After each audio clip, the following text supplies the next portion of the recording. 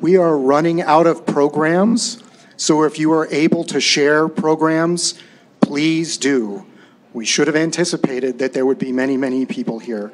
So if you're able to share programs, please do, and bring some to the back. Thank you.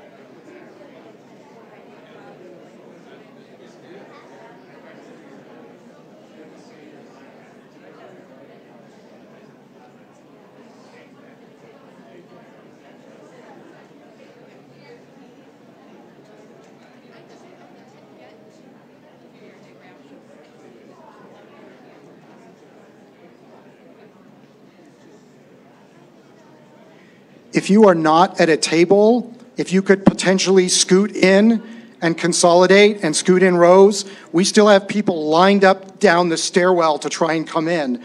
So we're going to try and get as many people in as we can, but we're going to fill all of these chairs. So please move in and consolidate if you're in the back if you can. Thank you.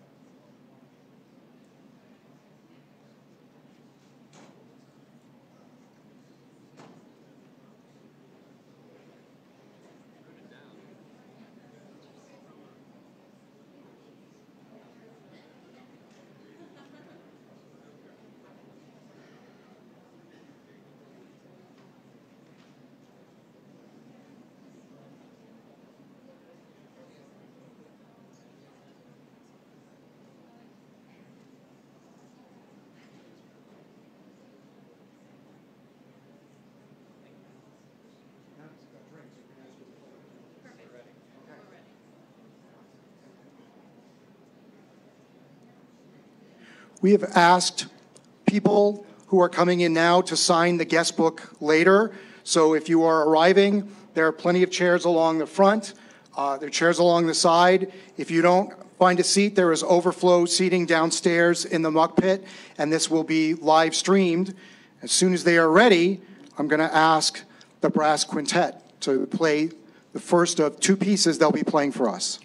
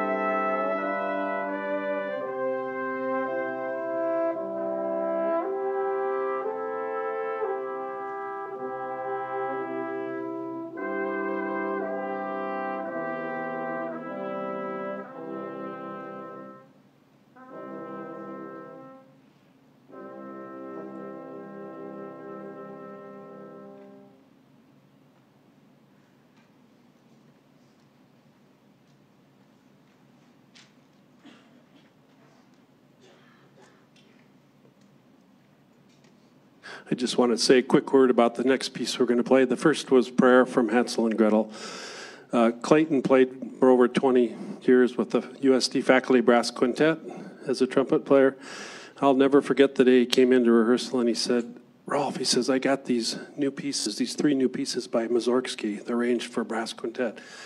Can we read them? So we read them, and they quickly became one of our favorites. And this was one of his favorite set of pieces to play. This is from one of Mussorgsky's comic operas, and we're just going to play one little short piece from that called Gulpak. And this was one of Clayton's favorites.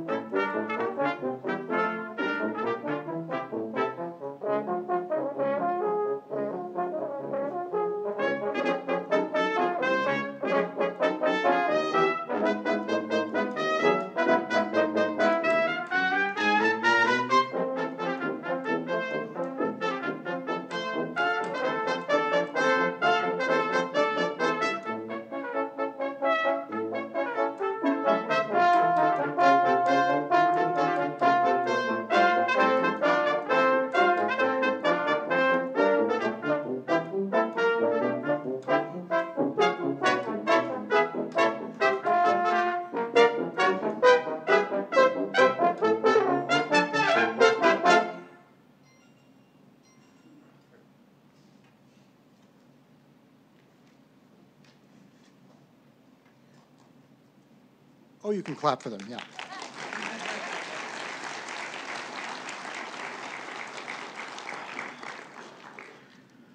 Welcome, and thank you so much for coming today.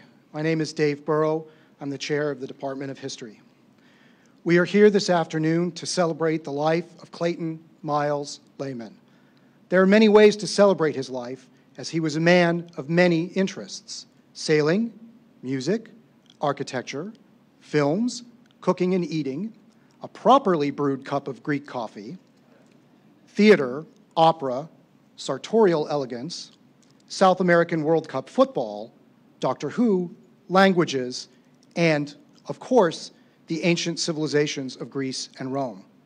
He was as well a son, a brother, an uncle, a father, and a husband. I hope today we'll hear some stories about these and other aspects of Clayton's life. An event like this doesn't happen without effort.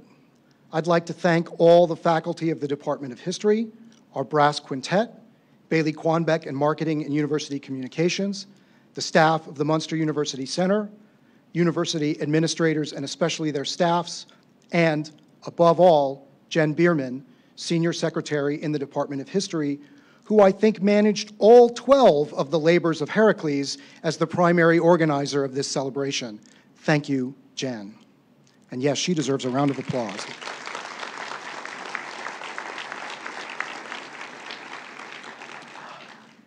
No event celebrating Clayton would be complete without food, so please eat. My office in East Hall is opposite the department lounge, and I can tell you that Clayton was always the first person to check on whatever treats were available. So please have a bite at any time. There's no need to be formal. First, we have some honors to bestow. As I'm sure many of you know, Clayton was preparing to retire at the end of the semester. To that end, we have a special resolution, which I will read to you now. Special resolution.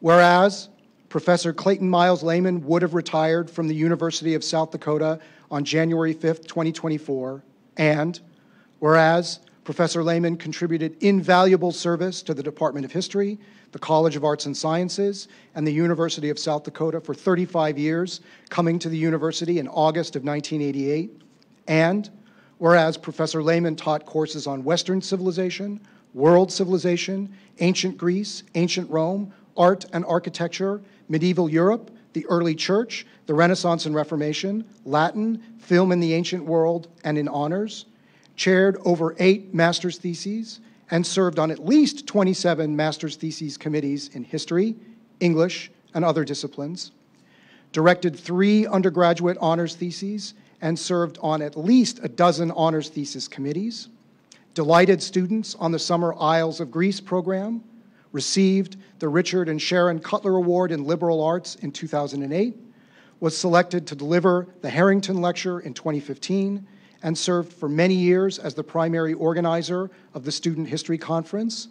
And whereas Professor Lehman had published articles, reviews, translations of poetry, and as co-translator of an annotated translation of Francisco Lopez de Gomara's General History of the Indies, scheduled to be published by the University of Colorado Press in November 2023, gave conference papers on topics ranging from the imperial idea of Charles V to Pier Paolo Pasolini's film Medea, and was an active member of the American School of Classical Studies in Athens and several professional societies. And whereas Professor Lehman was an exemplar of the ideals and values of a humanities scholar, to wit, a multilingual classicist, musician, architect, sailor, and film scholar. And whereas the University of South Dakota wishes to posthumously recognize and express appreciation and thanks to Professor Lehman for his 35 years of service to South Dakota's system of public higher education. Therefore, be it resolved that Professor Clayton Lehman be posthumously accorded special recognition for his outstanding service and shall henceforth be named Professor Emeritus. It is ordered that this resolution be forwarded to the family of Professor Emeritus Lehman, adopted this 20th day of November 2023, signed Sheila K. Gestering, President.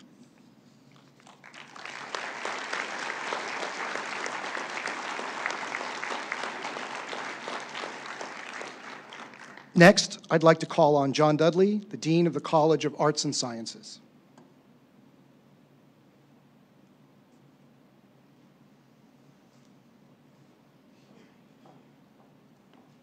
Thank you, Dave. It's my duty, my bittersweet duty, to hand out, to bestow Clayton's plaque for 35 years of service to the university. 35 years is a long time. In increments of 5 years, you receive things for your service to the university. It's pins for a while. I have a lot of pins. Eventually, you get a plaque.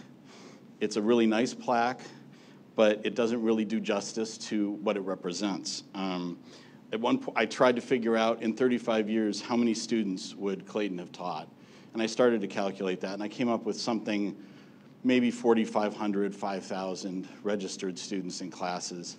And I stopped, partly because I'm not very good when the numbers get that high, and also because I don't think the number is what Clayton would have cared about. He cared about the people, and each one of them was what he cared about.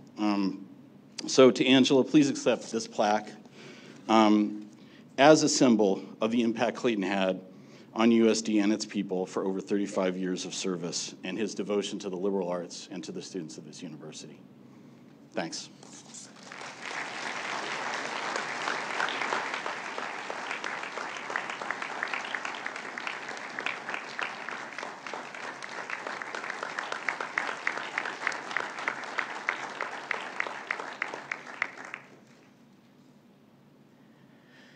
There is no event in the history department more associated with Clayton than the Student History Conference. Clayton was the primary planner and organizer of the Student History Conference for as long as anyone can remember, including him. I asked him how long he'd been doing it, and he said, I don't know. He organized over half of them. The conference was one of the purest expressions of Clayton's career-long love of student research and learning. This coming February 22nd, 2024, will be the 59th Annual Student History Conference. We will be naming the Student History Conference after Clayton in perpetuity moving forward, and in addition, endowing a prize in Clayton's name to be given annually at the conference.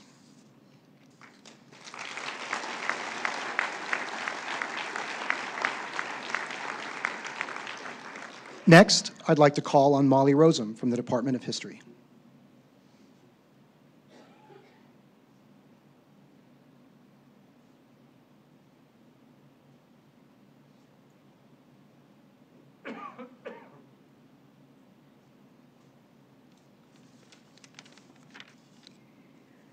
Hello, I'm Molly Rosem.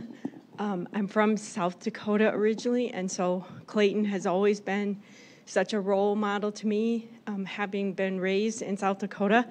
And just this week, his latest intellectual endeavor, a project he co-edited and wrote with Angela Helmer, his beloved wife, landed here in Vermillion. So this is the first time we've been able to see the copy of this book, and I have a few things I'd like to say about the book and the project that brought it into being.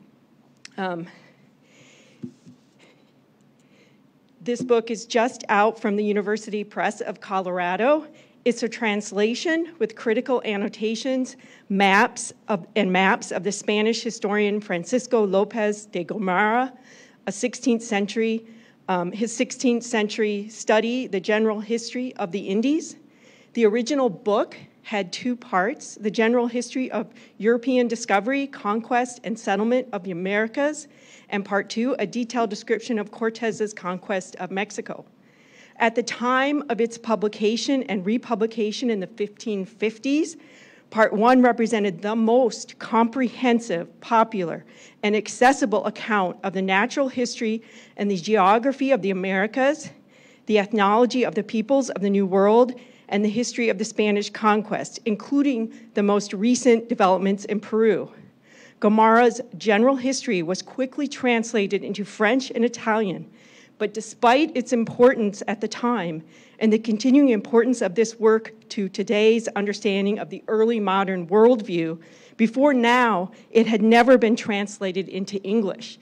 And we have Clayton and Angela, who are bringing this to light for all scholars.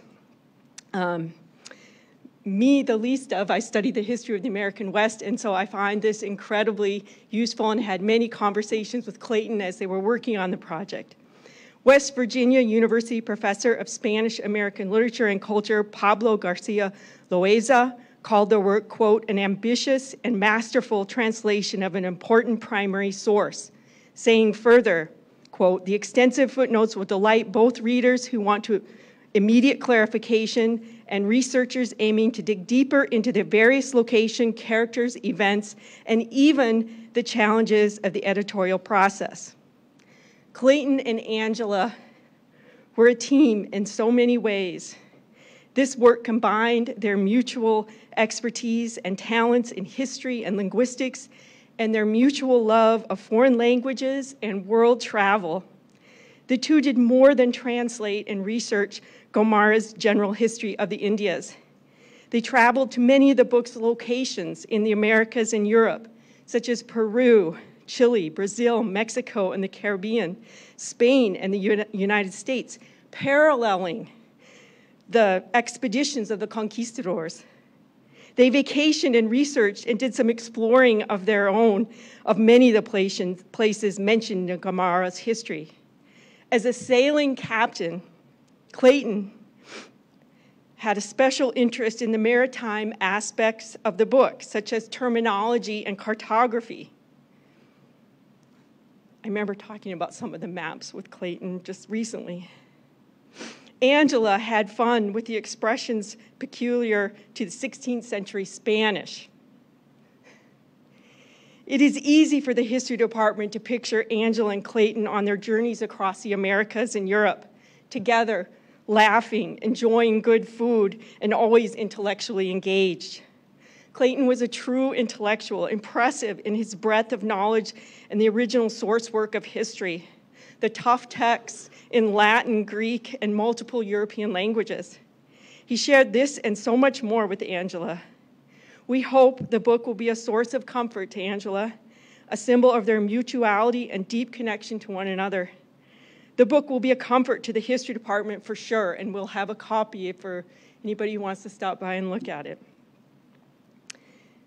As Angela goes on to do similar work, we know Clayton will be with her in spirit in the way this book and their years-long research project conveys to all of us. So congratulations to Clayton and to Angela for Francisco Lopez de Gomara's General History of the Indies. It's an important work, and of course, Clayton is going to leave us on this note, this true intellectual and friend, to me, from South Dakota, and role model. He was a role model to me. So thank you.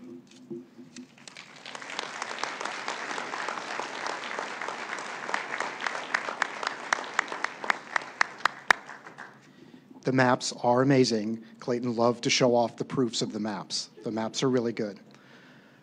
Now, I'd like to call on Elise Boxer.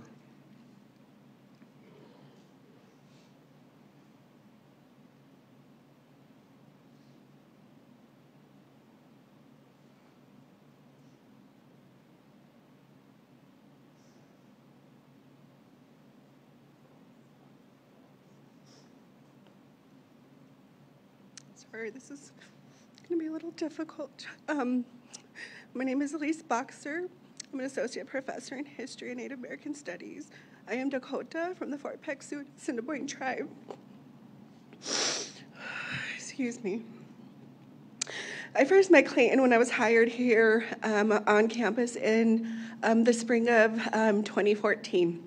And I remember going to the Department of History into our conference room, and Clayton sitting at the head, and I was running a little bit, and you know how campus interviews are.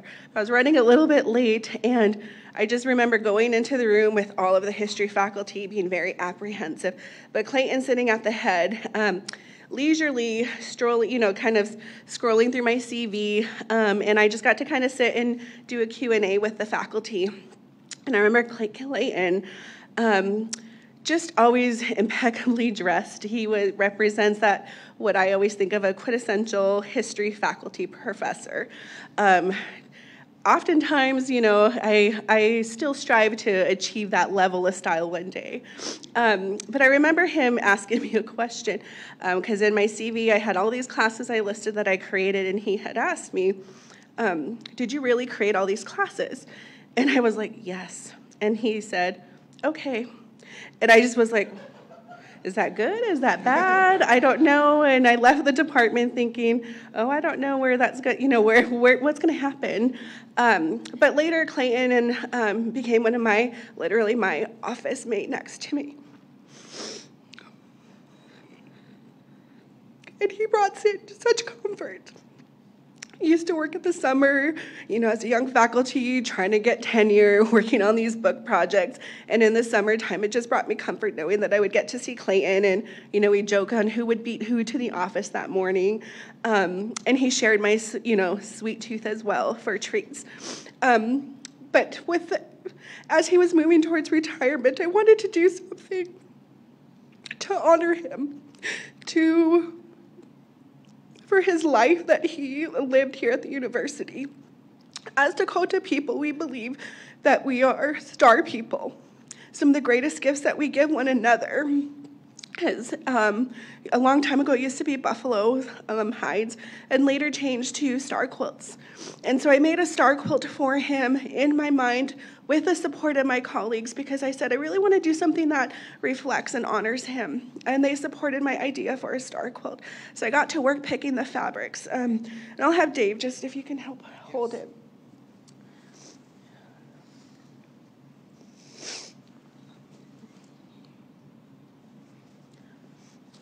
I wanted something that reflected the vibrant life of Clayton. My inspiration fabric was this one right here. That was blue. It reminded me of like the ocean and water. And that is what I wanted, something that represented Greece, the water, and also his favorite color, green. Because for us, we believe that water is life. And Clayton lived a good life.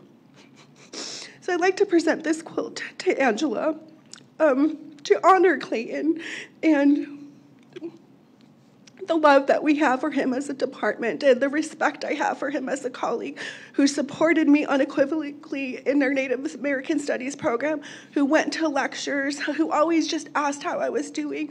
But again, this is just a small representation of our love that we have for Clayton. Thank you.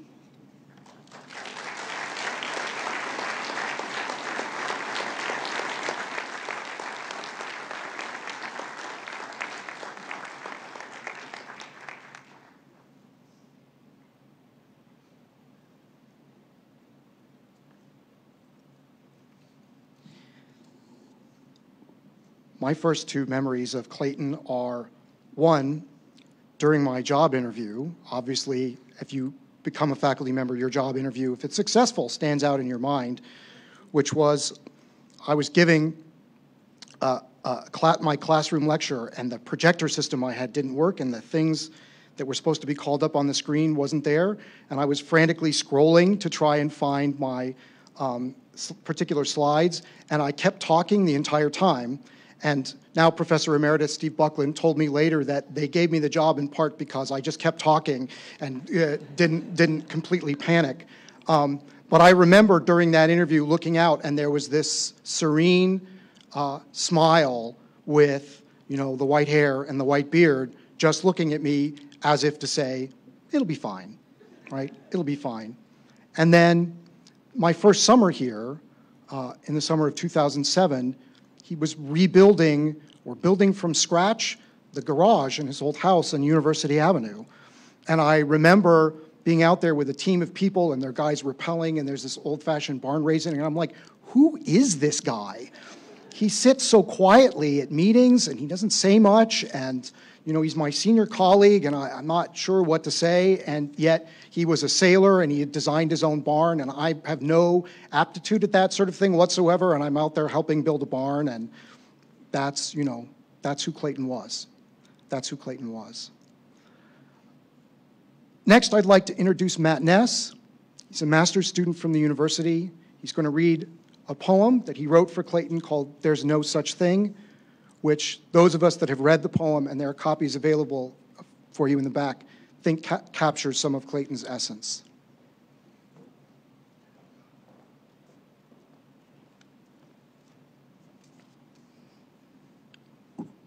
Can you hear me? Yahoo. Okay. So as I'm sure all of you are aware, Dr. Lehman had the habit of wearing bow ties of various kinds. And as someone who is an odd person himself, I always appreciated his willingness to be brazen in his own essential oddness. And every time I commented on his wardrobe, he would stare through me incredulous, as if wearing bow ties was the most natural thing that a human person could do. So about a year ago, at a history conference in this room, I had read some poems. And at that conference, Dr. Lehman complimented me on my poems. And I'm not used to being complimented in general, so I remembered. 2 months ago, at a dinner party at Dr. Rosem's house, Dr. Lehman and I were again talking about the poems I read. And he looked at me with kind of an accusing glare. And he said, "When does the book come out?" And I shot back at him, "Where's your book of poems?" And wide-eyed and incredulous, he said to me, "There's no such thing." So that night I went home and I wrote a poem called "There's No Such Thing" as an imaginative explanation as to why, despite our best efforts in the course of a life, we all inevitably leave some things undone. Kierkegaard said that all duty is, in essence, a duty to God, right? So this poem is about duty, in that the willingness to sacrifice your own desires in loving service over the course of a lifetime for the sake of others. There's no such thing. Clayton Lehman has no book of poems. None. As in not even one. He tried long ago to write one. Maybe he did. Maybe he planned to write 2, nay 4, possibly a dozen or more. Perhaps he imagined entire volumes, reams, libraries, continents, oceans, galaxies, multiverses, all full. But then nothing happened. The absence of poems became the happening. And then that nothing kept on happening forever. There were always too many damned other things to consider. Check stubs, receipts, tire pressures, lawn moisture, degrees, students, faculty, department chairs, offices, institutions, book bindings, ink toner, paper clips, missing pens, squeaky chairs, voicemails, emails, airmails, snail mails, junk mails, debit or credit, paper or plastic, regular or decaf, colon or semicolon, translations, exaltations, exacerbations, derivations, deviations, mutilations. And that doesn't even begin to cover the endless, agonizing, exhausting, daunting, crucial, and ever all-important myriads, plethoras, bevies, and gluts of nauseating decisions that a man of his stature, culture, breeding, grooming, and above all style is daily forced to analyze, contemplate, mull, scrutinize, and to then by God finally choose. All in order to ensure that a well-researched, carefully selected, expertly maintained, high quality, and top-notch supply and assortment, range and array of truly fucking exquisite and superb bow ties. That's right, bow ties. Is and always shall be in stock and on display to give him, the masses, and the world limitless, innumerable, incalculable hours of soft, simple, subtle, graceful, generous, and gentle pillars and columns, heaps and mounds of poise, elegance, whimsy, distraction, and above all, beauty. As for the poetry book, well, given all of that, it only stands to reason that, to this very day, there's no such thing.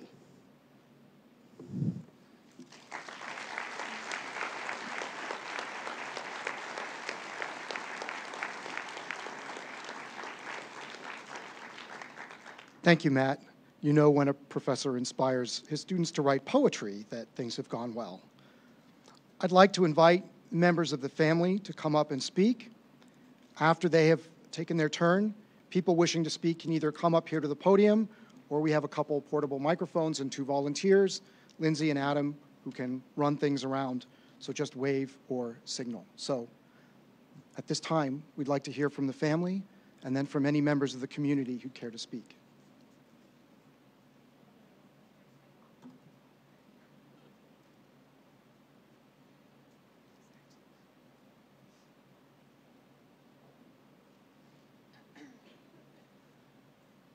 Hi, everybody. Thank you so much for being here. I'm Hillary, Clayton's daughter. I designed the program, and then the USD made it much more beautiful.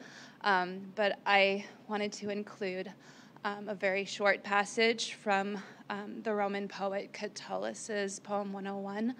And we went back and forth about whether to include an English translation or not. And I thought, well, it's just so much more beautiful in Latin.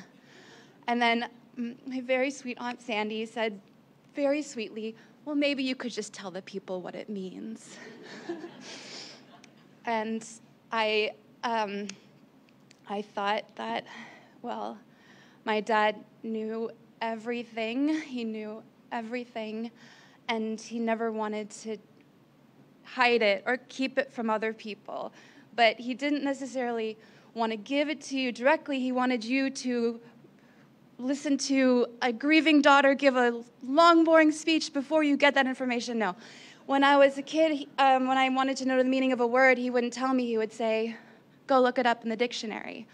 And that has given me an endless pursuit of knowledge myself. So I am going to reward you by reading you Latin, and then I will read you an English translation of Catullus' poem 101, which he wrote upon the death of his brother. Multas per gentes et multa per cura vectus ad venias miseras frater ad inferas. Ut te postere modo nare munere mortis, et mutam nequi quam alloquere cinerem. Quando qui tem fortuna mihi te tabstulit ipsum, heu miser indigne frater adempte mihi, nunc tamen interiaec prisco quae more parentem, traditus sunt tristi muner ad inferias. Accipe fraterno multum manantia fletu, atque in perpetuum frater, ave atque vale. That last bit is the line on your program. Through many nations and over many seas, I've sailed to come here to this sad funeral, to bring you the final rites of death, and to speak in vain to the silent ashes, since misfortune has taken you yourself from me. God, awful, undeserved brother, taken from me. But now, meanwhile, these things passed down in the ancient customs of our ancestors as a solemn tribute for the dead. Take them, even though they're sodden with your brother's tears. And always and forever, brother, hail and goodbye.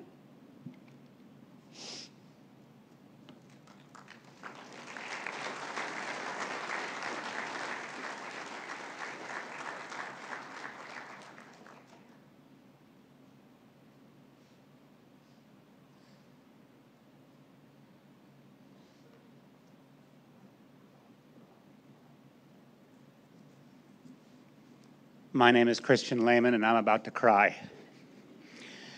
Clayton Lehman was my father.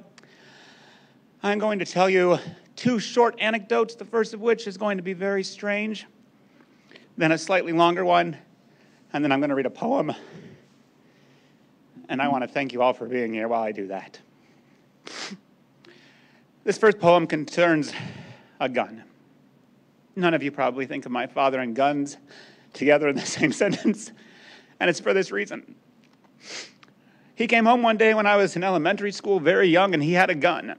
He also had BBs, and he had the styrofoam sign. He said, let's go outside and shoot this gun. We went outside and we nailed up the sign. We put the BBs in the gun, and I went to fire the gun, and it didn't work. Dad said, see, guns are useless.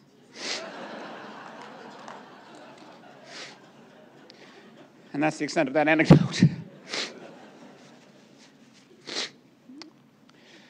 The last time I saw my dad, he came out to visit me in Cleveland, Ohio, and he fell in love with our dog, Mingus.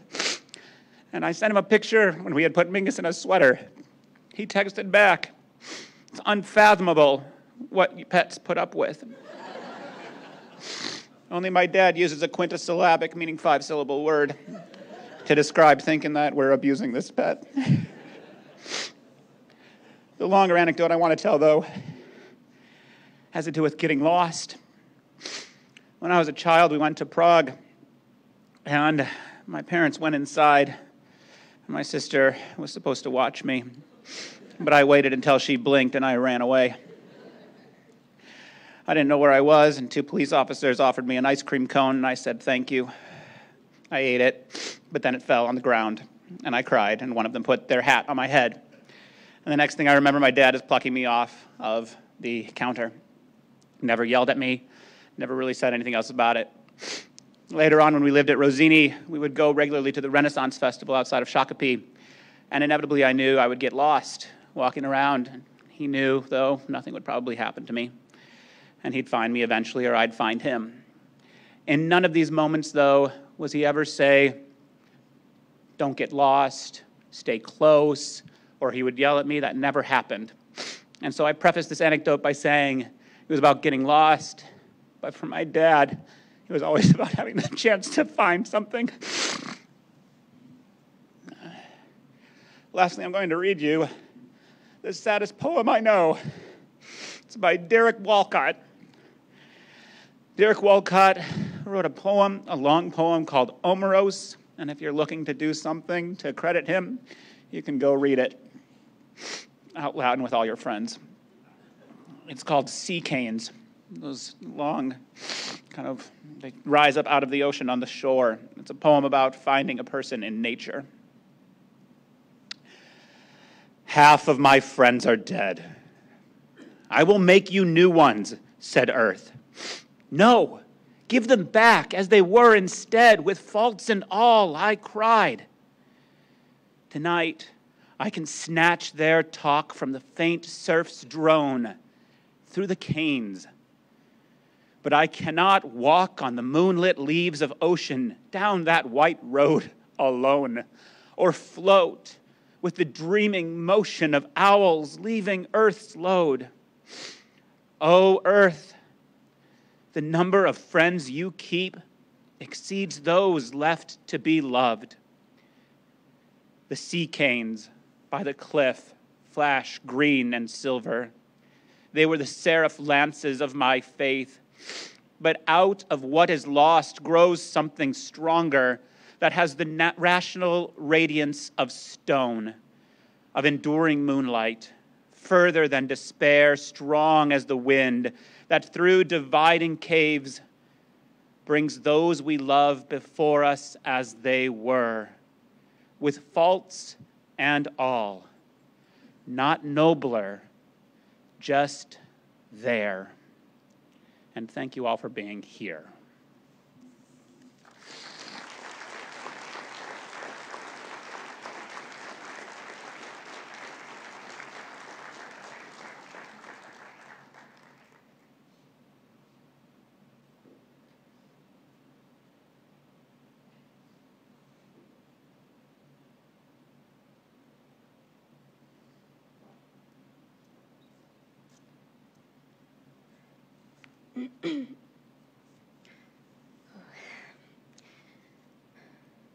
Welcome, and thank you for being here. My name is Carla, and I'm Angela's daughter, and I'm Clayton's stepdaughter. I would like to speak on behalf of my family and friends all over the world who knew and loved Clayton dearly, many of whom could not be here today, but have sent messages of love, and some are watching the live stream. Thank you all for your messages, for the food brought to the house, for the beautiful flowers, and for every kindness shown in this past week. I was fortunate to know Clayton both as a loving stepfather and a brilliant professor. Now I will say that when I first met him, I was not sure about him. I was just finishing high school and he visited my mom and I. He was so quiet and he would take a long time to answer my questions. At that time, I was not that patient, so I wasn't sure why mom was interested in him, as she's a talkative and incredibly social person. But it didn't take long for me to understand and see what my mom saw in him, and what I'm sure many of you saw in him. Clayton was someone who thought deeply about what he said to people, who made an effort to learn more about each person's interest. In his students, he would recognize their strength and he would nurture that. He was kind and would always help in any way he could. He had such a sweet and subtle way of just doing things for people. He could do just about anything. He was incredibly smart and interested in so many topics. He was caring and brave, especially when it came to social justice. He was very patient, he was silly, and he knew how to show my mom every day that he loved her. Clayton quickly became part of the family, and he was so adored by everyone that met him. My abuelito, or grandfather, was so happy when Clayton would come to visit in Peru, because he would always bring my abuelito his favorite apple pie and watch soccer with him. Clayton would also always fix things around my grandpa's house. He would just get the materials and do it. One day, my mom went to the library, and Clayton stayed at my grandfather's house. When my mom came back, everyone was in a frenzy because Clayton had left the house without telling anyone, and he had not come back yet. My family's very protective when family members that haven't grown up in Peru come to visit. They always send someone out with that person, me included. When he entered the house, everyone couldn't believe that he had gone to Callao by himself. It's a neighborhood in Lima that he shouldn't have gone to on his own. He just said he needed to get his pens mended, and so he went to Callao to do it. He was a true honorary Peruvian. He eventually was also adopted as the 5th member of my tío, or Uncle Ricky's band, Los Cholos. My uncle's band always played at my grandfather's house, and Clayton was a huge fan. One time, when they played, they passed around a glass of beer, and the custom is that everyone drinks from the same cup. As it passed to Clayton, everyone stopped to stare if he was going to drink, and he drank it like he had always done this tradition. The band embraced him, and he was dubbed the 5th member. My tia, or Auntie Tere, and my tia Leo, who's here today, also adored Clayton for many reasons, but especially for his joy of food. He had what we call un buen diente, which literally means a good tooth, but it means that you can eat well. So when my auntie came to visit Vermilion, Clayton told her, "Mi cocina es tu cocina," which means my kitchen is your kitchen. And usually the saying is, "Mi casa es tu casa," my home is your home. But my auntie just laughed and told him, "Yes, I will cook for you in your kitchen." Clayton loved to include people, and he also loved to be included. He would learn all he could about the culture, food, language, and customs of where he went, which made people adore him. I think everyone knows how much Clayton loved Greece. He felt so at home there, and everywhere he went, the Greeks would always be impressed by his proficiency in Greek. I have family in Greece, and they adopted Clayton immediately. He would talk to my Uncle Mateo so much, and they became incredibly close. My Auntie Norris loved to spend time with Clayton. They all would travel or be at their house together. They would go out to eat with my other auntie, Mirtia, and her husband, Yanis, and Clayton always enjoyed life to the fullest. In most pictures of Clayton, as you can see today, he's eating something delicious. When we celebrated my mom's birthday in Greece a couple of years ago, Clayton danced happily with my aunties, with me, and my mom. He wasn't afraid to try things and get out of his comfort zone. I always admired that about him. He tried to learn more about people's interests, and he always made an effort to learn more about the things that interested my brother and I. My brother loves to race cars. So when my mom and Clayton went to visit Germany, Clayton went racing with my brother. He loved it. And at Christmas last year, we found out that he's a master at Star Wars Monopoly, and he was dubbed Darth Vader. He joined our silly games, tried some of our hobbies, and learned more about issues we were interested in. He would always talk to me about social justice issues, and he would truly listen. He also supported mine and his daughter Hillary's vegetarianism and cooked delicious veggie dishes. I remember I told my family one year that I wanted them all to donate to a cause in my name instead of getting me gifts. I got a note in my email from a nonprofit that a goat had been donated to a family in my name. Clayton continued that tradition and donated a pig or goat in my name every year. He never judged any of my crazy ideas and just listened to me. As my professor, he always encouraged me to speak in class and to argue my case. Thank you, Clayton. I remember when my mom told my brother and I that Clayton proposed, and that she finally, after he had proposed several times, accepted. We were so happy. We have always been protective of our mother because she raised us, and we are very close.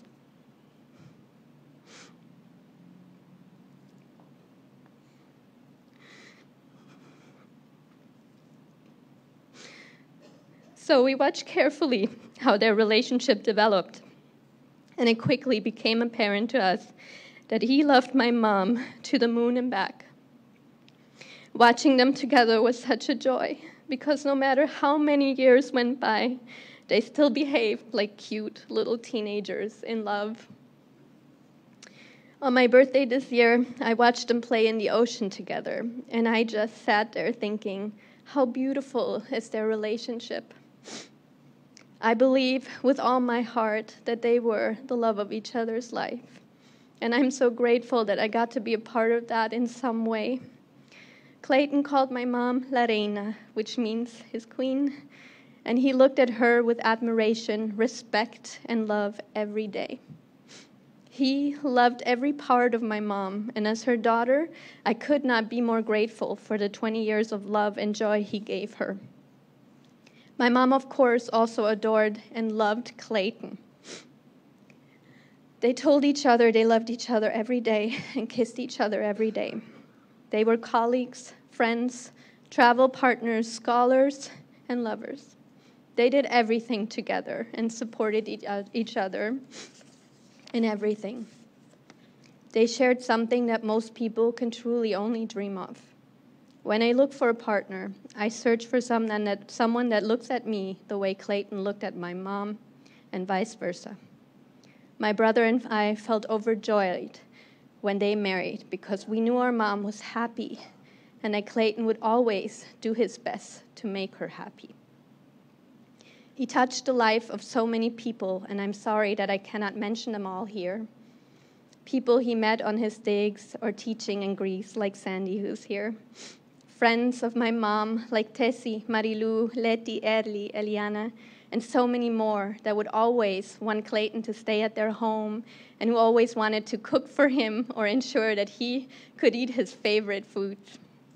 He was such an amazing person, and he loved his family, all of you. He was always welcomed by everyone, not just welcome, but he was truly embraced. Thank you, Clayton, from my family and our friends, for being such an impactful and wonderful person. We will all miss you and remember you always. As a closing, I wrote this poem when it was clear that Clayton would not make it. This is for my mom. It surrounds you, suffocates you until your eyes cannot stop crying. Each tear is a memory spent with you. Each room holds precious moments, simple yet oh so special, because they were real and they were ours, and the pots stand empty. The radio is silent, and the plants are yearning to hear your voice. The bed is huge, so huge that I feel I drown in it, because you always anchored us. The seat next to mine at the breakfast table has lost your imprint, and I just want to feel your hug one more time.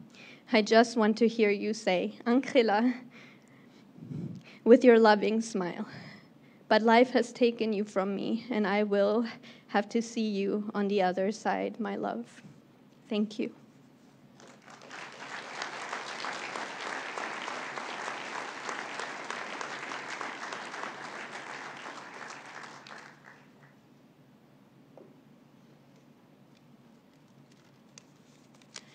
Wow, so many of you here. My brother was so loved. Thank you for being here. I'm Sandy, I'm the youngest, and I'll always be the youngest of my sisters. Something that just kept going over and over in my head this last week, this crazy week. It's the fruit of the Spirit. Galatians 5:22-23 says, but the fruit of the Spirit is love, joy, peace, patience, kindness, goodness, faithfulness, gentleness, and self-control. It's my brother. I kept thinking every one of those, love, joy, peace, kindness, patience. I'm just so grateful. My brother was just demonstrated that, his character, his love for each one of you.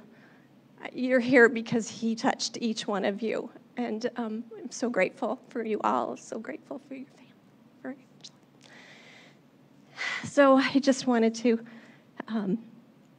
just share my gratitude for my brother and his love that he exhibited. And then this morning I was reading in 1 Peter. Above all, love each other deeply, because love covers over a multitude of sins. Offer hospitality to one another without grumbling. My brother was so gracious, right? Always welcoming people into his home and bringing them to moms, and just beautiful.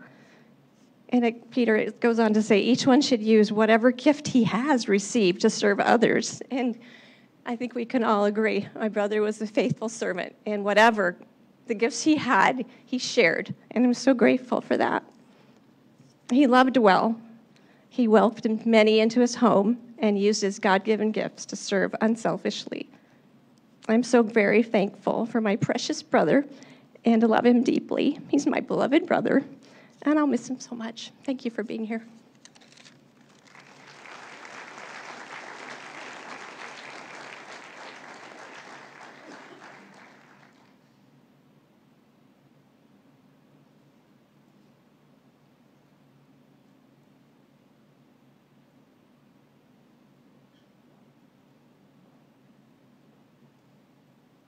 I think if there are members of the community who would like to speak, this would be the opportune time.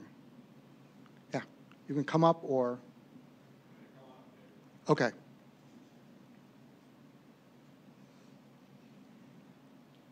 This is Professor Emeritus Steve Buckland from the Department of History.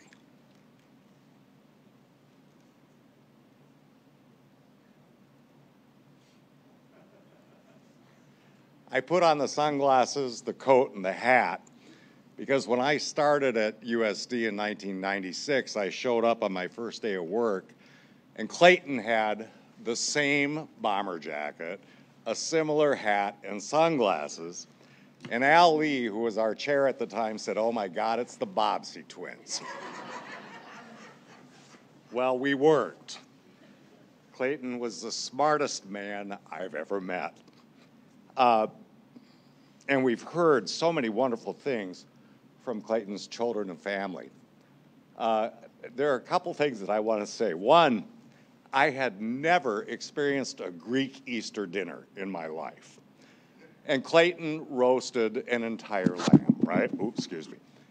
And he had this interesting Greek wine. It was called Retsina. Angela's laughing.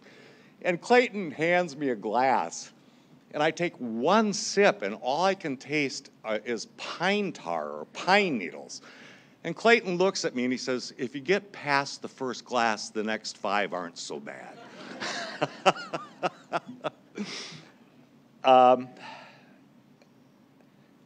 As I said, I worked with him for 25 years. It was my great privilege. And I don't rage against many things, but I'm raging against the loss of light. Thank you.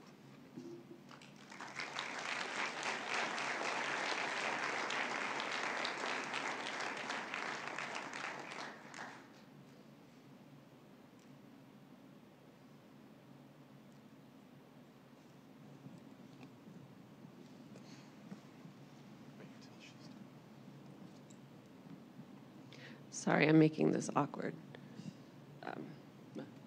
Hi, everybody. My name is Sarah. I work with Clayton for close to 10 years, and this past week, I've been thinking about the strange and wonderful intimacy of your colleague.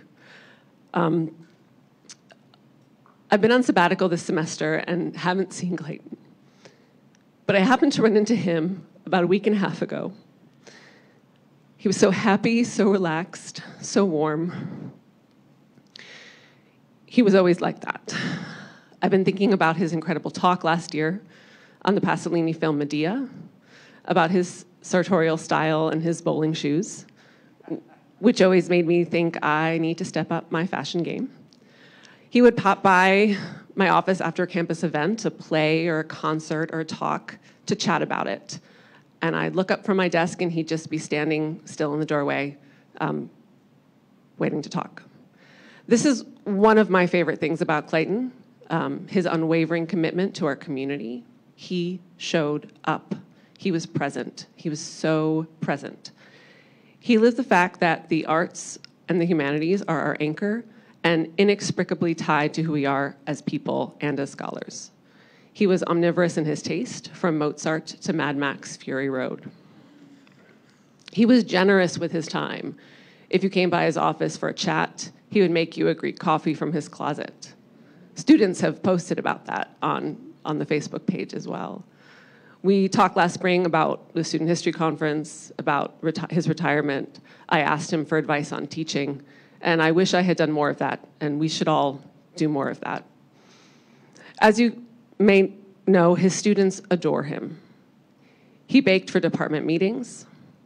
I love how he stood up for social justice and was unwavering in these recent years, in my memory, and I'm sure in many of yours for much longer, in speaking truth to power. I admire that so much.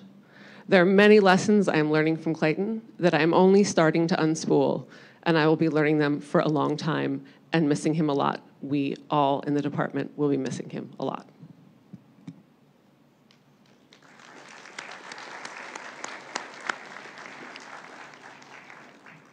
Hi, my name's Sandy Mermelstein. I'm a friend of Angela and Clayton's. I'm going to try to do this.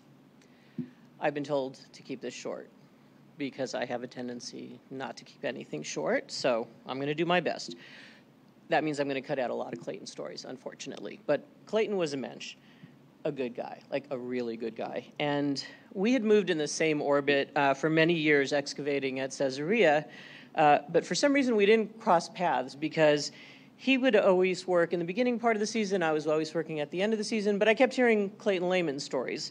And finally, Jen Stabler, who was one of the staff at Caesarea, told Marion Brew and I that we really needed to meet Clayton.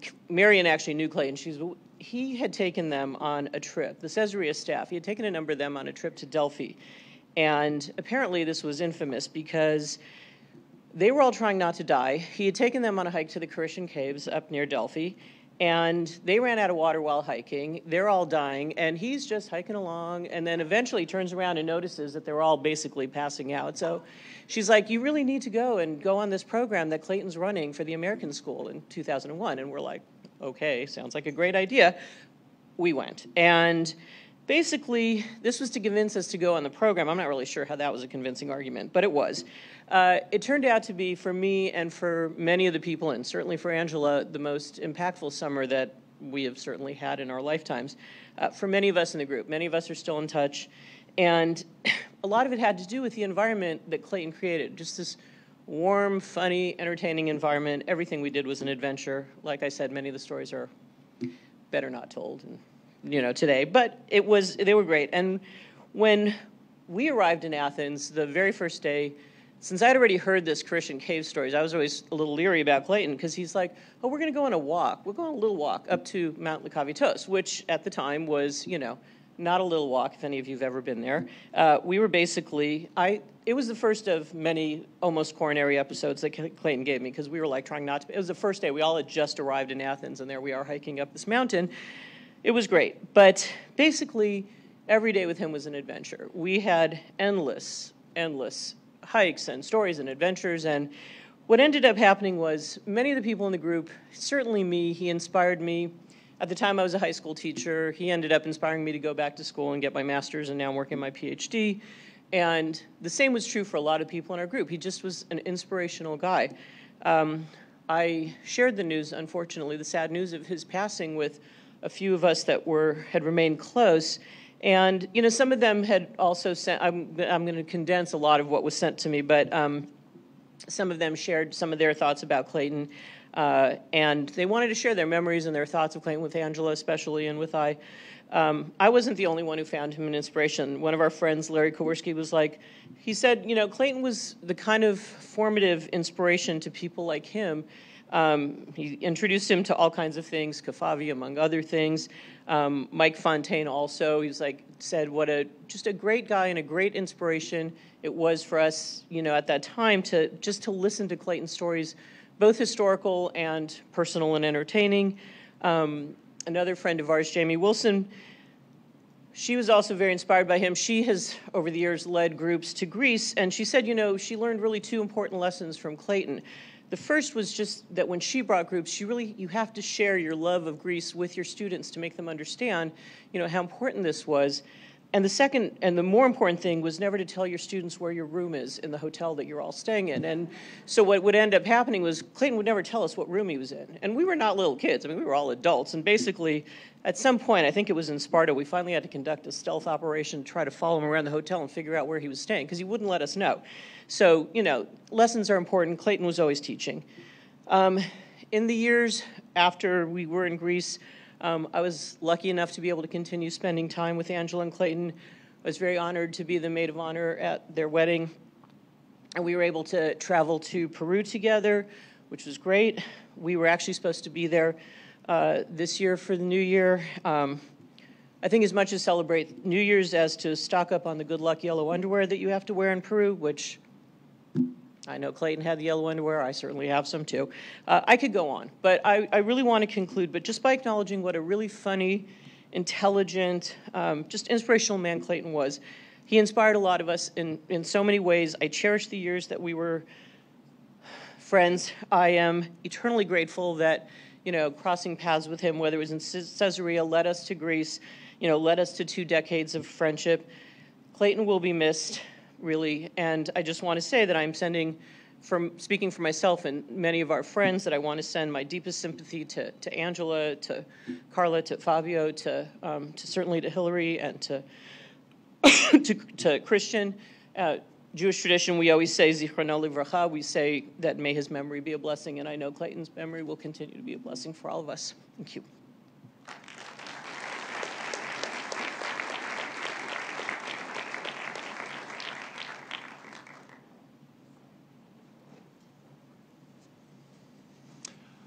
Hi, I'm Brennan Jordan. I have taught with Clayton for a period beginning in 2009 on the Isles of Greece course. And so I'm here with Nelson Stone, who joined, who together with Clayton created the Isles of Greece course, which was operated 10 times between the years 2005 and 2022.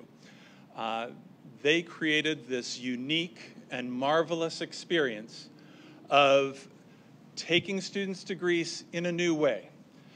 They decided they would spend 1 week visiting classical sites on land, places like Delphi and Mycenae, and of course Athens, Corinth, and then for 2 weeks they would get on sailboats and visit different portions of the islands and coastline of Greece. And they created this wonderful and unique course in 2004. I joined along and became a third faculty member in 2009. And it has been one of the great gifts of my life.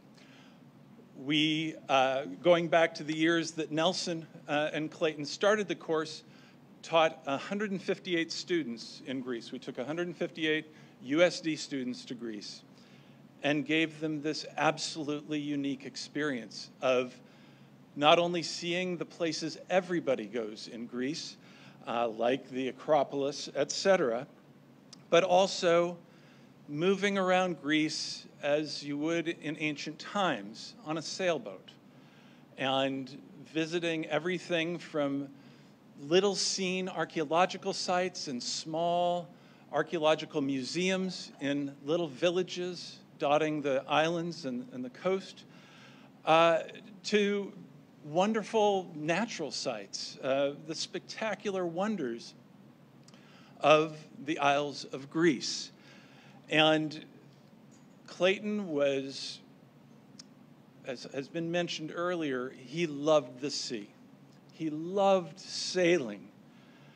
And the joy that he felt in being in Greece and sharing it with students was absolutely contagious. It was an honor to be able to share this experience with him, and I learned so much from him about how to approach every student where they're at. We had some incredible students, some of them I've seen here today, who came absolutely motivated, completely enthralled with the wonders of ancient Greece. We had some students who were looking for a fun trip to a beautiful new place and everything in between. As I think most of you know, Clayton was the most erudite of people in the absolute traditional sense, a man of a wealth of knowledge of classical antiquity and languages, right? What's more classically erudite than that? But he would also relate to people and teach, relate to us, relate to students, relate to everybody he ran into in Greece, where they were, with humor and with care. And impossible hikes. Impossible hikes. And so that's, you know, one thing that I come away from with that experience in Greece is just a word that I really want to emphasize that I haven't heard, only because we can only all say so much. The grace of the man, all right? I've never known anybody with so much grace. And that was in almost everything he did. And it was such a delightful pleasure to share with him what was clearly to him a magical experience. And I'm somewhat overtaken by the sense of loss, to the point that I can't deliver you, I'm afraid, a wonderful anecdote. But what I have is an overwhelming sense of gratitude to have been Clayton's friend to have been his colleague, to have shared the Isles of Greece with him, and to have shared them with Nelson. And I'm sure Nelson would like to say a few words as well. My introduction to Clayton was very different from most of yours. He had, without a doubt, the most gorgeous open sailboat that ever sailed in the state of South Dakota. And I told him that. He'd pulled into a pier over on Lewis and Clark Lake, and I took one look at that, and I said, Clayton? I didn't know him. I said, that, sir, is an amazing boat. And that was the beginning of a relationship. The joy of watching Clayton at the helm of a 35-foot sailboat cruising off across Lake Superior, you didn't get to see. I did. The joy of watching his son trying to keep him out of the rigging, you didn't get to see, but I did. The joy that Clayton brought to us all in the midst of life, in the scholarship, in his vision of human beings, in his understandings that brought that which seems to be old and dry and broken alive, was without a doubt a gift. And it was well given. I was the skipper of the boat that Clayton was on. And as a skipper, I only have one thing to say to Clayton. First star on the left, straight on till morning.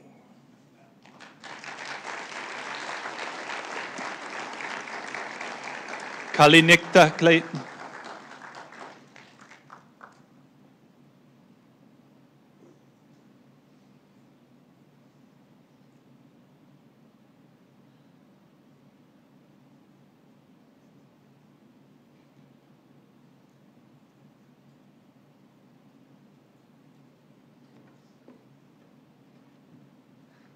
Hi there. My name's Betsy Horton. I'm an alumna of USD. My dad was a professor here. His name was Thomas Horton, and he was a good friend of Dr. Lehman's. I had Dr. Lehman as a professor as well. And there's so many stories I could tell, but I just want to say that I was a very non-traditional student. I still am, but he always met me where I was, which was in a place that was outside of the library, but always learning, always adventuring, always aware. So he would always, even after I graduated, he would always invite me to come sit in on his class. So one day I went, and he was doing a showing of this movie called Black Orpheus. And it's set at Carnival in Brazil, and at that point I kind of was in this place where I was like, I've seen everything, I know everything, whatever. Well, I was wrong. I had not been to Brazilian Carnival, and I just remember sitting in that classroom, totally enthralled, being like, thank you. And he's like, he didn't say anything. He's just, I know. So fast forward all these years later, the last time I saw him was at the screening that USD History Club just did of Black Orpheus a couple of months ago, and I was wearing a sparkly gold sequin dress and a purple feather boa, and I had on a mask, and I was just hammered on absinthe and just dancing around, didn't even sit down the entire time. The theater attendant told me to take my beads off because they were too much of a distraction. Just danced around, and I came out, and I saw them standing there, and just, I remember the look on his face, like,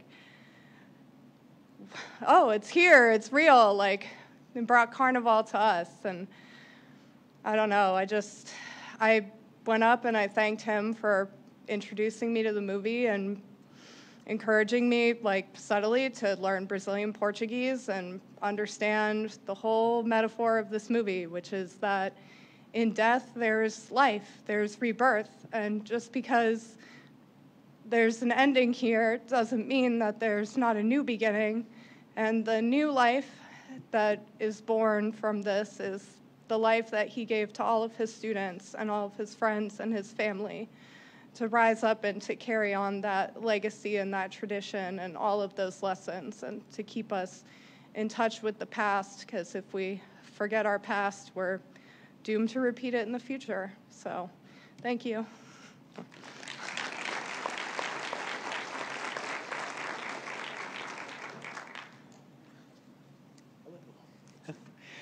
My name is Michael Boring.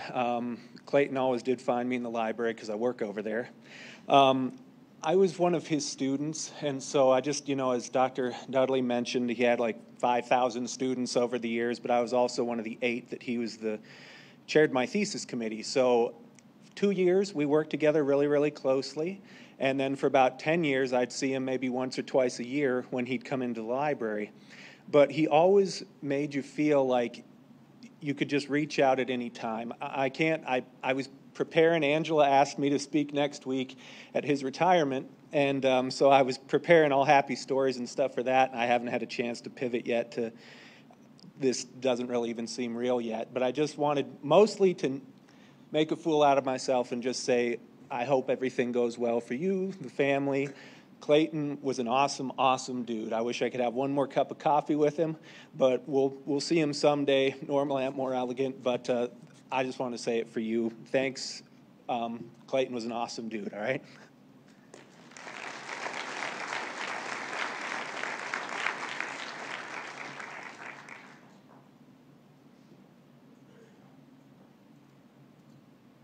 We are close to at 5:30, and we don't really have a time on this, but I know people have other things to go to.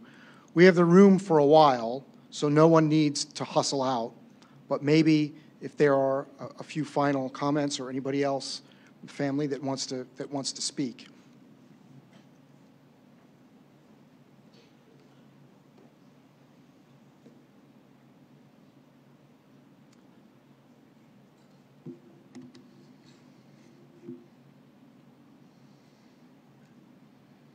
It's not going vertical.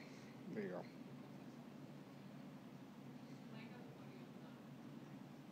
Yeah. I am Clayton's brother-in-law. I'm married to his younger sister, Sandy, right there. And I had the privilege of knowing him here and there, not as much as many of you as colleagues and hanged around in the grease aisles, but for 30 years, with family gatherings and so forth. Last year, we had the privilege of spending 3 weeks in Greece. Now I can see the wonderful stories I'm hearing, what a man he was. Tuesday evening, my wife texted. She was planning on coming here to South Dakota with the mom, grandma, and the rest of the family for Thanksgiving. She texted me, Clayton is in a hospital. He had an accident. My reaction was, accident, bicycle accident, maybe he's bruised his arms or legs. Yeah. And the next morning, he's not going to make it. What does that mean? And it's unreal. It's unbelievable. Anyway, I think there's a lot of us here, friends, colleagues, and families who grieve and ask questions. These are difficult times. I just wanted to read a passage from an ancient script here, if I can find it.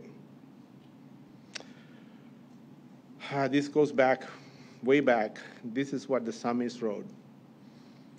The Lord is my shepherd, I shall not want.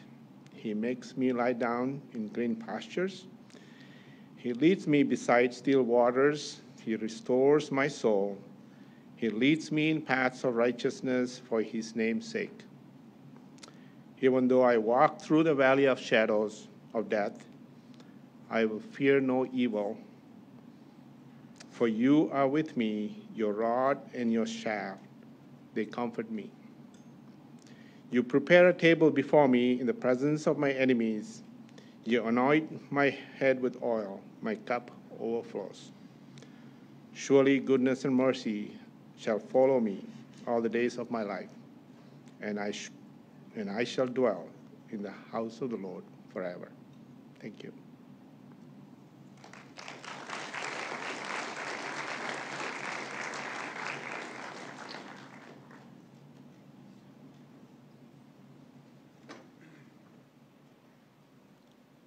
Hi, my name's Ryan. I'm Clayton's nephew, so he's my uncle. I didn't know if I was going to share anything today, but because this story is like for me. It was just me, but I thought I'm going to piggyback off of Christian with his little gun story. When I was 13, we would always go to the farm every summer, and I wanted to ride that dirt bike in the barn so bad.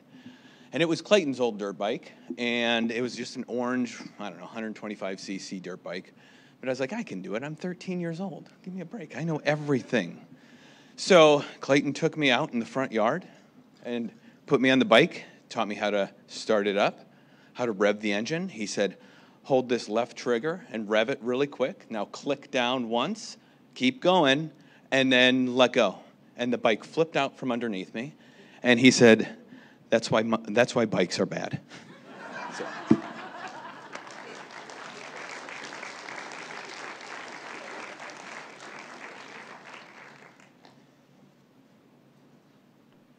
So once again, on behalf of the family and on behalf of the Department of History, thank you so very, very much for coming to this celebration of life. If you have comments or memories or other things that you haven't been able to share today, please put them on the History Department's Facebook page. We will compile all of them so that they will exist in a more concrete form and not just ephemerally on the internet. Please, if you have not had a chance to sign the guest book on your way out. Take some food. Clayton would definitely want you to take some food. And we're going to have a final song from, a final tune from our brass quintet. Thank you very much.